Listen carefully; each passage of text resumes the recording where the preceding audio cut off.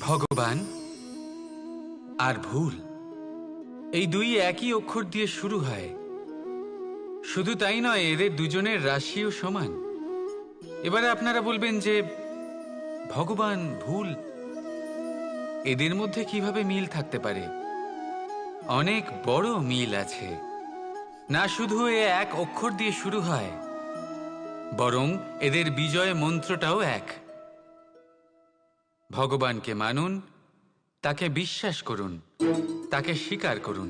এটা করলে মনের দৃষ্টি থেকে ভগবানকে দেখা যায়, আর উনি আপনাকে সমৃদ্ধ করে তোলেন। ভুলের সাথেও এটাই ঘটে। নিজের ভুল স্বয়ং মেনে নিলে, স্বীকার করে নিলে, সব কিছুই স্পষ্টভাবে দেখতে পাবেন। যেদিন থেকে আপনি নিজের ভুল মেনে নিতে শিখবেন, সেদিন থেকে সেই ভুল শোধরানোর প্রক্রিয়াও শুরু হয়ে যাবে। আপনি বুঝে যাবেন নিজের ভুল কিভাবে শোধরাতে হয়। তাই মনে রাখবেন, নিজেকে শ্রেষ্ঠ করে তোলার জন্য নিজের ভুল স্বীকার করা অত্যন্ত প্রয়োজনীয়। এই জীবনে শান্তি আনার জন্য ঈশ্বরকে মেনে নেওয়াও অত্যন্ত প্রয়োজনীয়। সবসময় নিজের গুণ এবং নিজের দোষ মনে রাখবেন। আজীবন সুখী থাকবেন। রাধা রাধা। সুখ, দুঃখ, মৃত্যু, মহামারী এগুলো কখনো বলে আসে না, আবার জিজ্ঞাসা করেও আসে না। এমনই হয় দ্রুত ক্রীড়ার এই খেলায়। এক কারাগারের মতো, একটা মাকড়সার জালের মতো। যেমন একটা মাকড়সার জাল একটা পোকাকে নিজের দিকে আসতে আকর্ষিত করে, নিজের চমকের দ্বারা, নিজের গঠন দ্বারা।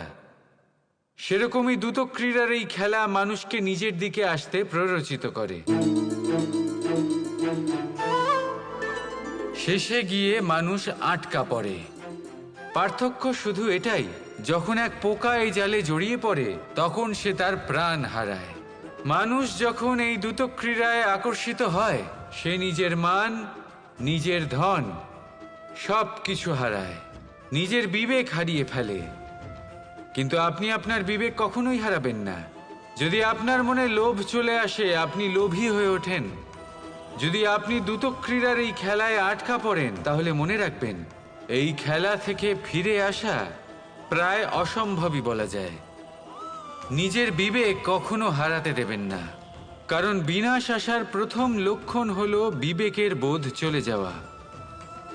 এই প্ররোচনায় কখনো পা দেবেন না। আর আমার সাথে ভালোবেসে বলুন, রাধা রাধা। বিজয়, বিজয় লাভের জন্য মানুষ কি না করে থাকে। যে কোনো সম্ভাব্য প্রচেষ্টা করে, কিন্তু নিজের বিজয় লাভের জন্য বাজিতে যা ইচ্ছে তাই রেখে দেওয়া কি উচিত কাজ? কখনোই নয়। নিজের হারানো সম্মান, নিজের হারানো সম্পত্তি, নিজের হারানো অধিকার ফিরে পাওয়ার শুধু একটাই পথ রয়েছে, আর তা হলো পুরুষার্থ। দ্রুত ক্রীড়া নয়। যে মানুষ নিজেই হেরে গেছে, নিজেই নিজের জয়লাভ করার জন্য অন্য কাউকে কিভাবে বাজিতে রাখতে পারে? এ হলো সম্পূর্ণরূপে অনুচিত। অনেক সময় অনেক ধন লাভ করার জন্য, অনেক সম্পত্তি লাভ করার জন্য আমরা নিজের আসল ধন, আমাদের আপনজন, তাদেরকে হারিয়ে ফেলতেও প্রস্তুত হয়ে যাই। এটা একেবারেই উচিত নয়। যত বড়ই সংকট আসুক না কেন, আমাদের আপনজনদের আমাদের সাথেই রাখা উচিত।